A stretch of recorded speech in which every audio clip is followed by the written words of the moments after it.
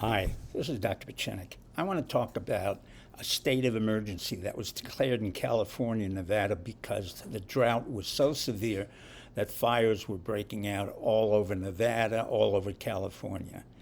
Fortunately or unfortunately, I wrote about this problem 30 years ago in the book State of Emergency. And ironically, there is a state of emergency 30 years later. Some of it due to climate change, most of it due to man's arrogance and ignorance for not building better water systems. What do I mean? Presently, most of the water that comes out the west comes from Lake Powell in Arizona. It travels to Lake Mead, to the Colorado River. It goes through Arizona, Nevada, Wyoming, Utah, and California. In California, the water is used 70% at the San Joaquin Valley in order to create and develop nuts and almonds. That's correct. The people do not get the water that comes in from the Colorado River. So what happens? As a result of the absence of any new development, mind you, in the book State of Emergency, I had characters who were willing to create a civil war if the water was not turned back to the various states. At present, I'm not concerned about a civil war, but I am concerned about the fact that we haven't built up the proper infrastructure to acquire more and more water through the past 100 years. In fact, Arizona, Lake Powell went down almost 40%. That means in a few more years, we're going to have a shortage of water in Lake Powell that may come down over 900 feet.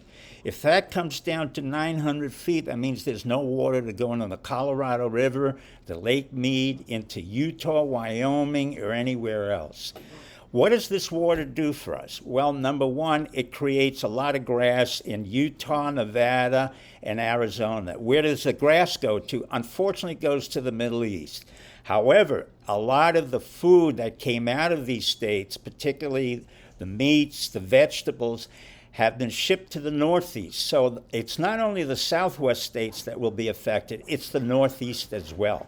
We will not have the kind of food, the kind of vegetables, the kind of meats that we're used to. So really what we have at present is not a political or even a military crisis. It's a crisis of water. That's why I called it a state of emergency. Lest you think we're the only country with this crisis, the irony is that the Middle East is also suffering from the same problem. Syria depends on Tigris Euphrates. That's gone down 50%. So Syria has to cull water from other sources. The only country that has its own water supply and ironically does not depend on a river or a lake is Israel.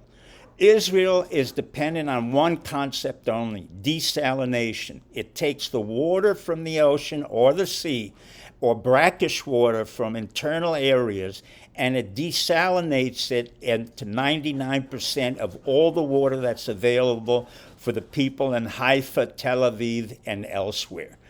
In fact, we might start thinking of developing desalination plants along the eastern and Pacific coast, but we do have to spend money, and this is where the Biden administration has to focus in very quickly on providing billions of dollars, literally billions of dollars, to develop the infrastructure so that we can cull more rain, more water, and be able to maintain our lifestyle.